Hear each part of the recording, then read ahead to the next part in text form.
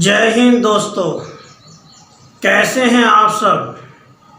आप सभी का एक बार फिर स्वागत है फैंटास्टिक ज़बरदस्त केमिस्ट्री प्रोग्राम में। साथियों, स्पेशल एडिशन के तहत आप सभी की अपकमिंग एग्ज़ाम की तैयारी करवाई जा रही है, जिसके लिए प्रस्तुत है शानदार एक धाकड़ एग्ज़ाम सीरीज। अब तक के शानदार लेक्चर में मैंने आपको नेमिंग रिएक्शन, कन्वर्जन और रीजनिंग के माध्यम से ये समझाया है कि अगर आप इन तीन मजबूत स्तंभों को पक्का कर लेते हैं तो आपका केमिस्ट्री में कम से कम 50% नंबर 100% क्वालिफाई हो जाएंगे। साथियों, आज के शानदार लेक्चर में हम आपको एसिडिक स्ट्रेंथ के बारे में बताएंगे। That is very very important technique. इस टेक्निक को सीख लेने के बाद 100% आप कोई भी क्वेश्चन एसिडिक कैरेक्टर का है आप सोल्व कर सकेंगे। आज आपको मैं ऐसी टेक्निक सिखाने जा रहा हूं जिससे एसिडिक स्ट्रेंथ का कोई भी क्वेश्चन आसानी से आप सोल्व कर सकेंगे। आज के शानदार लेक्चर में हम ये जानते हैं कि benzoic acid, carboxylic acid, phenol ये सभी एसिडिक क्यों हैं, ये एसिड क्यों हैं, क्या कारण है कि carboxylic acid, benzoic acid, phenol को एसिड माना जाता है। एग्जाम में कोई भी क्वेश्चन आ जाए कि भाई आप ये बताइए कि ये कंपाउंड एसिड क्यों है, तो आप उस कंपाउंड का स्ट्रक्चर बनाकर सिंपल स्ट्रक्चर के माध्यम से ये दिखाएंगे कि इस कंपाउंड में से H+ आयन डिस्प्लेस हो रहे हैं। साथियों, कोई भी कंपाउंड एसिड उस समय कहा जाता है जब उसमें से H+ आयन आसानी से डिस्प्लेस हो जाए। The compound which is able to displace H+ ion from it, that is known as acid. जैसे एग्जाम्पल के तौर पर मान लीजिए आपको आ गया बेंजोइक एसिड, एसिड क्यों है, तो पहले हम बेंजोइक एसिड का स्ट्रक्चर बनाएंगे। बेंजोइक एसिड, पहले हमने बेंजोइक एसिड का स्ट्रक्चर बनाया। ये है बेंजोइक एसिड का स्ट्रक्चर। अब हमें ये दिखाना है कि एसिड क्यों है। मैंने भी आपको बताया कि कोई भी कंपाउंड अगर एसिड पूछा जाए तो आपको अपने टेक्निक के माध्यम से दिखाना है, स्ट्रक्चर के माध्यम से, कि इसमें से H+ आयन डिस्प्लेस हो सकते हैं। कैसे? बेंजीन को आप कुछ इस प्रकार से लिख सकते हैं, ये तो आप सभी को पता ही है। ऊपर कार्बोक्सिलिक एसिड है, COOH है, तो इसका स्ट्रक्चर आपका ये बन जाएगा C+O, O और H। कन्फर्म? कोई कंफ्यूजन? अब हमें ये सिद्ध करके दिखाना है कि एसिड है, तो हमें ये सिद्ध करके दिखाना होगा कि इसमें से H+ आयन डिस्प्लेस होगा। अब H+ आयन कब डिस्प्लेस होगा, ये समझाने के लिए आप सभी को याद है कि जितने भी एलिमेंट होते हैं वो अपना ऑक्टेट अवश्य पूरा करते हैं, तो आप इनका ऑक्टेट पूरा कर दीजिए, ऑक्टेट स्ट्रक्चर दिखा दीजिए डॉट स्ट्रक्चर के माध्यम से। अब 2 बॉन्ड का मतलब हो गया 4 इलेक्ट्रॉन, तो 4 इलेक्ट्रॉन और होंगे इसके पास, तो 4 और 4 कितने हो गए? 8। इसी प्रकार इस O के पास एक बॉन्ड इधर है, एक बॉन्ड इधर है, कितने बॉन्ड हो गए? 2 बॉन्ड। एक बॉन्ड 2 इलेक्ट्रॉन से बनता है, तो 2 बॉन्ड कितने इलेक्ट्रॉन से बना? 4 इलेक्ट्रॉन से। तो 4 इलेक्ट्रॉन इसके पास हैं, तो 4 और होंगे, तो कितने हो गए? 8। इनका ऑक्टेट पूरा हो गया दोस्तों। अब आप सभी को याद है ऑक्सीजन की इलेक्ट्रोनेगेटिविटी कार्बन से ज़्यादा होती है। Oxygen is more electronegative as compare to carbon. तो यहां से ये इलेक्ट्रॉन ले लेगा।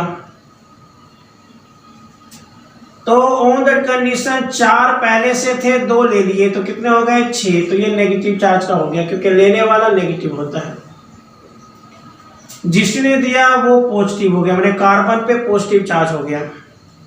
अपना पॉजिटिव चार्ज को रिमूव करने के लिए ये कार्बन बदले में सामने वाले ऑक्सीजन से इलेक्ट्रॉन लेना चाहेगा। तो ऑन दैट कंडीशन यहाँ क्या आ जाएगा डबल बॉन्ड, क्योंकि सिंगल बॉन्ड था, 2 इलेक्ट्रॉन और आ गया तो कितना हो गया डबल बॉन्ड, यहाँ आ गया 2 इलेक्ट्रॉन। कंफर्म। अब ऑक्सीजन हाइड्रोजन से ज्यादा इलेक्ट्रोनेगेटिव है तो ये इसका बॉन्ड ले लेगा, तो बॉन्ड ले लेगा तो यहां हो जाएगा 4 इलेक्ट्रॉन। समझ रहे हो आप, ध्यान समझिए, that is very very important. Oxygen is more electronegative, 4 थे, 2 इलेक्ट्रॉन ले लिए, कितने हो गए 6। लेने वाला नेगेटिव चार्ज का बन जाता है, ये नेगेटिव बन गया। दिया किसने था, इस कार्बन ने, कार्बन में पॉजिटिव चार्ज हो गया। अब ये अपना पॉजिटिव खत्म करने के लिए सामने वाले ऑक्सीजन से इलेक्ट्रॉन लेगा, इसने इस 2 इलेक्ट्रॉन दे दिए तो एक बॉन्ड बन गया, डबल बॉन्ड हो गया। अब ये ऑक्सीजन पर पॉजिटिव चार्ज है तो किसने दिया, अब ये अपना पॉजिटिव खत्म करने के लिए इससे से इलेक्ट्रॉन ले लेगा, डबल बॉन्ड सिंगल बॉन्ड का 2 इलेक्ट्रॉन, तो 2 इलेक्ट्रॉन और आ गया तो पॉजिटिव खत्म। अब यहाँ पर जो रह गया H, वो अपना इलेक्ट्रॉन दे चुका है तो ये पॉजिटिव हो गया। तो आप देख सकते हैं दोस्तों कि इससे ये सिद्ध होता है कि बेंजोइक एसिड जो है वो एसिड इसलिए है क्योंकि इसमें से H+ आसानी से डिस्प्लेस हो जाता है। तो कोई भी पदार्थ एसिड इसलिए कहा जाता है क्योंकि उसमें से H+ डिस्प्लेस होता है। एक और एग्जांपल देके समझाते हैं। जैसे आ गया इथेनोइक एसिड, एसिड क्यों है? इथेनोइक एसिड का फॉर्मूला क्या है, CH3 C double bond OH। हम ये बताने ये एसिड क्यों है। मैंने भी आपको बताया एसिड वही कहा जाएगा जिसमें से H+ आसानी से डिस्प्लेस होगा। पहले ऑक्टेट पूरा कर दीजिए, 4 और 4 8 हो गया, 4 और 4 8 हो गया। इसकी नेगेटिविटी ज्यादा है, इसने इलेक्ट्रॉन ले लिया, इलेक्ट्रॉन ले लिया तो यहाँ पर 4 थे, 2 और आगे कितने हो गए 6 लिया है तो नेगेटिव हो गया। इस कार्बन पे पॉजिटिव हो गया। अपना पॉजिटिव खत्म करने के लिए इससे डिमांड किया इलेक्ट्रॉन की, यहाँ पर 2 इलेक्ट्रॉन यहाँ आ गए, इसकी पॉजिटिविटी खत्म हो गई, पॉजिटिव खत्म हो गया। अब यहाँ 4 थे, 2 चले गए तो 2 रह गए, पॉजिटिव है ये इससे इलेक्ट्रॉन ले लेगा। तो ऑन दैट कंडीशन यहाँ पे 2 ले लेगा तो 2 2 4 हो गया। अभी H अकेला रह गया, ये H+ बाहर निकल जाएगा। तो बस आपको ये ध्यान रखना है कि इसने इसको दिया, इसके पास 6 हो गए, नेगेटिव हो गया, दिया तो ये बंदा पॉजिटिव हो गया। अपना पॉजिटिव खत्म करने के लिए इससे इलेक्ट्रॉन लिया, डबल बॉन्ड आ गया, इसका पॉजिटिव खत्म हो गया, लेकिन अब ये पॉजिटिव हो गया। अपना ये पॉजिटिव खत्म करने के लिए इससे इलेक्ट्रॉन लेगा तो इसका भी पॉजिटिव खत्म हो गया। तो again you can see H+ is remove from this compound, so this is acid in nature. कोई भी क्वेश्चन आ जाए कि भाई ये एसिड क्यों है, आपको सेम जो भी प्रोसीजर बताया है इस प्रोसीजर का इस्तेमाल करना है। साथियों कोई भी कंपाउंड क्यों ना आ जाए, आपको एसिड पूछा जाए, आपको यही लॉजिक अपनाना है, आप गॉर्जियस तरीके से उसका आंसर देने में कामयाब हो जाएंगे। अब कंपैरिजन का क्वेश्चन आ जाता है एसिड में ही। जैसे क्वेश्चन आ गया कि बेंजोइक एसिड और फिनोल में ज्यादा एसिडिक कौन है। फिनोल और बेंजोइक एसिड में ज्यादा एसिडिक कौन है, फिनोल और बेंजोइक एसिड में ज्यादा एसिडिक कौन है, ये क्वेश्चन आ गया। तो ऑन दैट कंडीशन आप यहां पर ये फिनोल है, इसका स्ट्रक्चर बना लीजिए, ये बेंजोइक एसिड है, इसका स्ट्रक्चर बना लीजिए। फिनोल और बेंजोइक एसिड का हमने स्ट्रक्चर बना लिया। फिनोल का जो स्ट्रक्चर आपने बनाया, आप देखिए कि आखिर ये एसिड क्यों हुआ। पहले इस प्रश्न का जवाब ढूंढिए कि आखिर फिनोल एसिड क्यों है। आपको मैंने एक लॉजिक बताया कि कोई भी कंपाउंड एसिड जब होता है, जब उसमें से H+ आसानी से रिमूव हो जाते हैं, तो इसमें से H+ हम रिमूव करके दिखाएंगे। कैसे? बेंजीन को हम लाइक इन दिस वे लिख सकते हैं, ऑक्टेट स्ट्रक्चर के रूप में। यहाँ पे 4 इलेक्ट्रॉन आ जाएंगे। ऑक्सीजन की नेगेटिविटी ज़्यादा होती है तो इससे इलेक्ट्रॉन ले लेगा, तो ऑन दैट कंडीशन इसके पास 6 इलेक्ट्रॉन हो गए।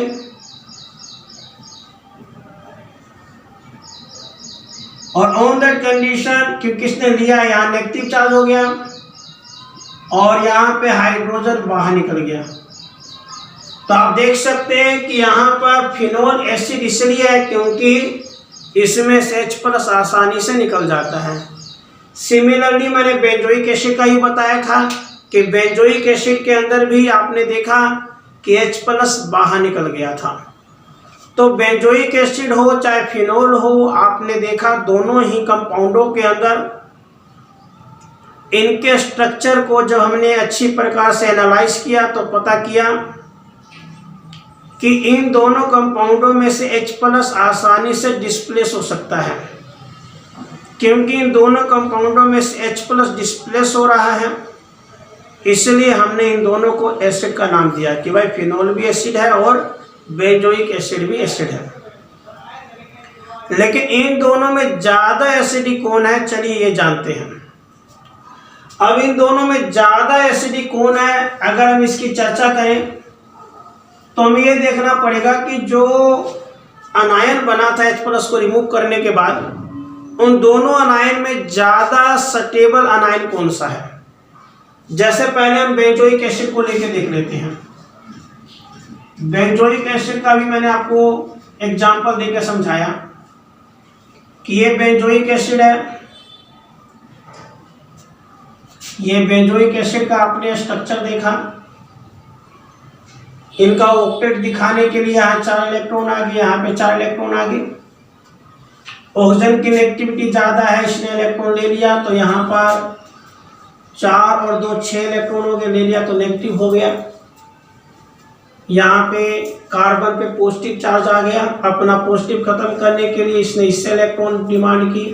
यहाँ पे डबल बॉन्ड आ गया, अब ये पॉजिटिव चार्ज का हो गया, अपना पॉजिटिव खत्म करने के लिए इसने इससे इलेक्ट्रॉन लिया, तो यहाँ पे H+ बाहर निकल गया, जैसा कि मैंने आपको इससे पहले भी समझाया। ओके, तो ये जो अनायन बना इसका नाम है बेंजोइक अनायन। इसका नाम बन गया, इसका नाम है बेंजोइक अनायन। तो बेंजोइक अनायन की स्टेबिलिटी पर आप गौर फरमाइए। अगर आप इस बेंजोइक अनायन को एनालाइज करेंगे तो आप पाएंगे कि इस ऑक्सीजन ने इससे इलेक्ट्रॉन लिया। ऑक्सीजन की नेगेटिविटी ज़्यादा है, तो ऐसा भी हो सकता है कि ये वाला ऑक्सीजन इससे इलेक्ट्रॉन ली। अगर ये लेगा तो अगेन 4 थे, 2 ले लिए तो यहाँ पे 6 हो गए, और ये लिया है तो इसलिए नेगेटिव हो जाएगा। कार्बन पे पॉजिटिव चार्ज आ जाएगा क्योंकि इसने दिया है, तो अपना पॉजिटिव खत्म करने के लिए इसने इससे लिया, तो ऑन दैट कंडीशन यहाँ पे डबल बॉन्ड आ गया। 6 थे, 2 चले गए, 4 हो गया। अब दिया है तो नेगेटिव और पॉजिटिव कैंसिल हो गया, न्यूट्रल बन गया। क्योंकि इसने दिया तो पॉजिटिव चार्ज आना चाहिए, पहले से नेगेटिव था, पॉजिटिव नेगेटिव कैंसिल हो। तो यहाँ पर ये शानदार स्ट्रक्चर आपके स्क्रीन पर रेजोनेटिंग दिखाई दे रहा है। अब इन दोनों रेजोनेटिंग स्ट्रक्चर को देखो। बेंजोइक एनायन ये भी है, बेंजोइक एनायन ये भी है, दोनों का सेम जो है फॉर्मूला है। But you can see in benzoic anion कि जो नेगेटिव चार्ज है, this is dispersal equally in both of the oxygen. मैंने नेगेटिव चार्ज दोनों ऑक्सीजन पे इक्वली स्प्रेड हो रहा है, फैल रहा है। मतलब यहाँ पर नेगेटिव चार्ज का जो डिस्पर्जल है, क्योंकि दोनों ऑक्सीजन पे हो रहा है तो इसकी स्टेबिलिटी बहुत अच्छी है, मतलब ये स्टेबल है, ऐसा हम कह सकते हैं। लेकिन क्या ऐसा ही फिनोल के H+ निकलने के बाद जो फिनोक्साइड अनायन बना उसमें भी ऐसा ही होता है? चलिए देखते हैं। साथियों, आपके सामने ये फिनोल है, ये आपके सामने फिनोल है, दिस इज फिनोल। और ये एसिड क्यों है? आपने देखा कि इसने इलेक्ट्रॉन लिया, तो इलेक्ट्रॉन लिया 4 पहले से थे, 2 ले लिए तो 6 हो गए, नेगेटिव हो गया, और यहाँ से H+ बाहर निकल गया, यहाँ से H+ बाहर निकल गया। क्योंकि H+ बाहर निकल गया इसलिए हम इसको एसिड का नाम देते हैं। और जो ये अनायन बना इसका नाम है फिनोक्साइड अनायन। तो हम ये देखना चाहते हैं क्या फिनोक्साइड अनायन उतना ही स्टेबल है जितना कि बेंजोइट अनायन? आखिर फिनोक्साइड अनायन और बेंजोइट अनायन में ज़्यादा स्टेबल कौन है? चलिए जांच करते हैं। अगर हम फिनोक्साइड अनायन को लेकर चलें, ये हमारे पास फिनोक्साइड अनायन है। अगर हम इस फिनोक्साइड अनायन के स्ट्रक्चर को समझें, इसके रेडियोएक्टिव स्ट्रक्चर को जानें, तो यहाँ पे 6 इलेक्ट्रॉन हैं, नेगेटिव चार्ज है। आपको पता है कि बेंजीन का जो नेचर होता है वो इलेक्ट्रॉन विड्रॉइंग नेचर होता है। Benzene is electron withdrawing in nature.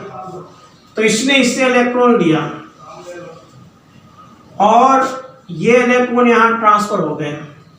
तो ऑन दैट कंडीशन आप देखिए कि जब ये इससे लेगा तो यहाँ पे 6 थे, 6 में से 2 इलेक्ट्रॉन चले गए, तो कितने रह गए उसके पास? 4। और नेगेटिव इसका खत्म हो जाएगा, क्योंकि दिया है तो पॉजिटिव आ गया, पहले से नेगेटिव था, पॉजिटिव नेगेटिव कैंसल आउट कर लिया।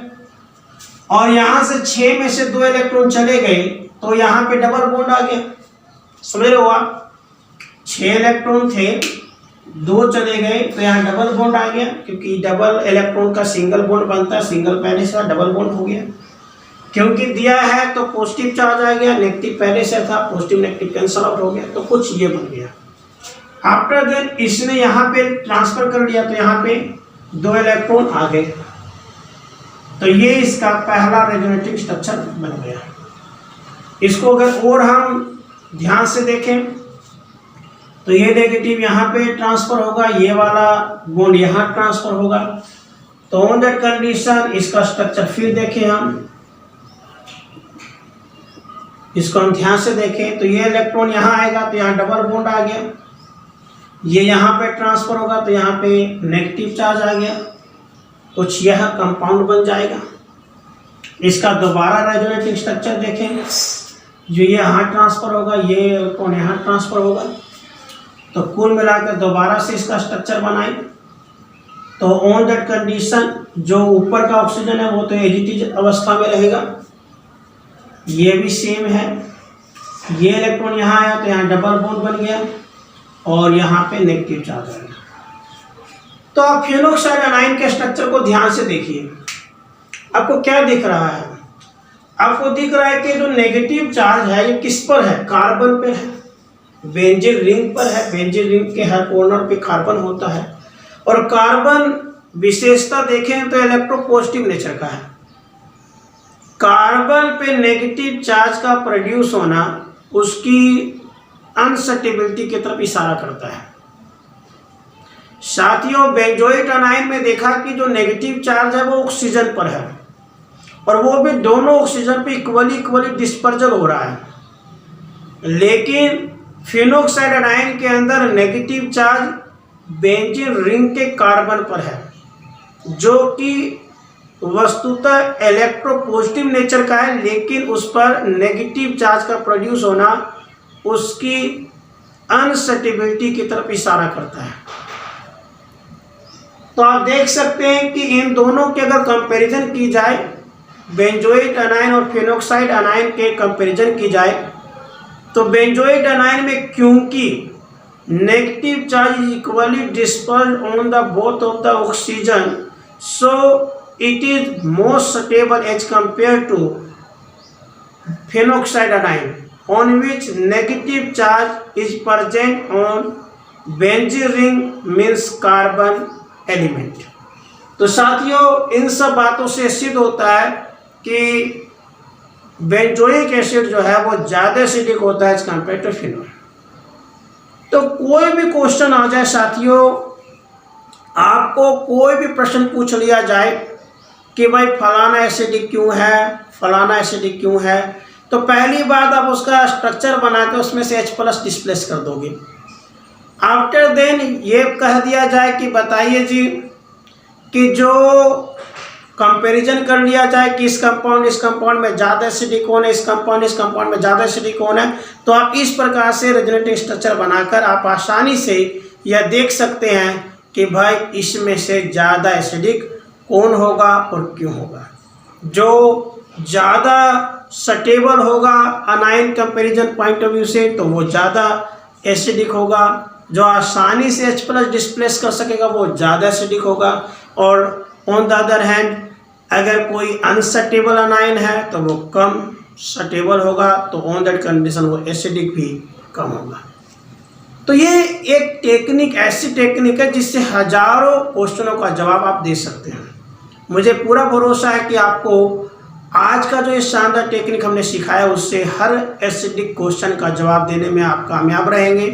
हमने आपको नेमिंग रिएक्शन, कन्वर्जन और ये रीजनिंग के माध्यम से बताया है कि कैसे आप ऑर्गेनिक केमिस्ट्री में क्वालिफाई हो सकते हैं, कम समय में ज़्यादा नंबर कैसे ला सकते हैं। कम समय में ज़्यादा नंबर लाने का ये अचूक दवाई है। आपको नेमिंग रिएक्शन, कन्वर्जन, रीजनिंग के इन मजबूत स्तंभों को मजबूत रखना चाहिए ताकि आप कामयाब हो सके।